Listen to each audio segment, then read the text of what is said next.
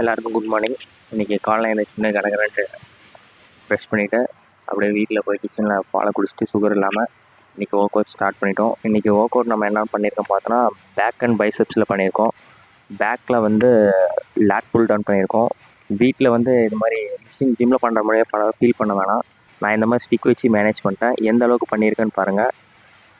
Same இதே வந்து reverse கிரிப்பில் பண்ணியிருப்பேன், லேட் புல் டவுன். ஆனால் இந்த வேரியேஷன்ஸ் எல்லாமே நான் எவ்வளோ சிட்ஸ் பண்ணியிருக்கேன்னா 15 to 20 தான் பண்ணியிருக்கேன். 3 சிட்ஸ் பண்ணியிருக்கேன். நீங்களும் ட்ரை பண்ணி பாருங்கள்.